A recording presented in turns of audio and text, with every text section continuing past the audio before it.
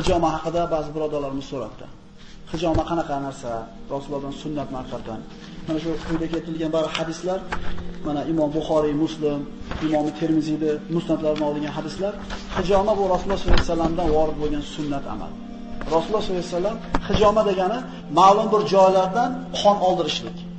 Bu hijomani asli boshlanishini gapiradigan bo'lsak, Rasululloh sollallohu alayhi vasallam Isro va Mi'roj kechasida Allohning huzuriga chiqib 5 mahal namozda farzligini olib tushib kelayotganda payg'ambarimiz aytadi, har osmondan osmonga o'tganimda pastga qarab, har osmon farishtalari menga vasiyat qildi.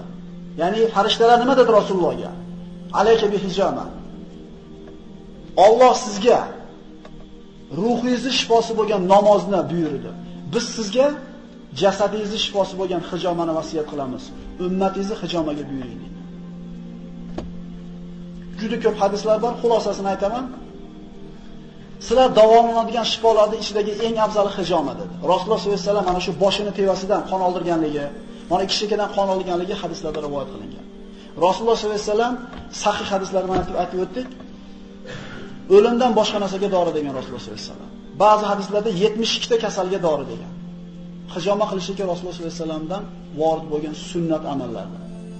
Payg'ambar sollallohu alayhi vasallam dushanba, seshanba, payshanba kuni hijoma qildirgan ekan, chorshanba, shanba man qilgan ekan.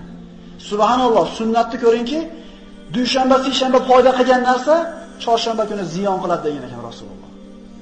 Shuning uchun ba'zi birodarlarimiz mana shu hijomani bir alomatlarini ko'rib qolsak, hayron bo'lmaylik, nima ekan bu, birorta bir toifamikin, bir firqa paydo bo'lib qoldimi deb o'ylamaylik. Bu Rasulullohdan vorid bo'lgan sunnat.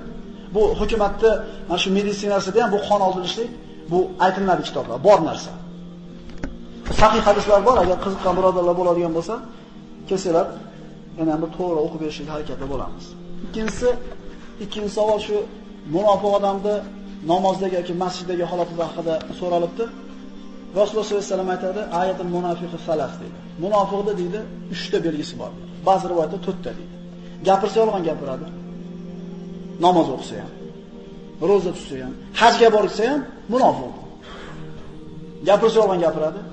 Agar kimni mana shu 3 ta sifatdan, 4 ta sifatdan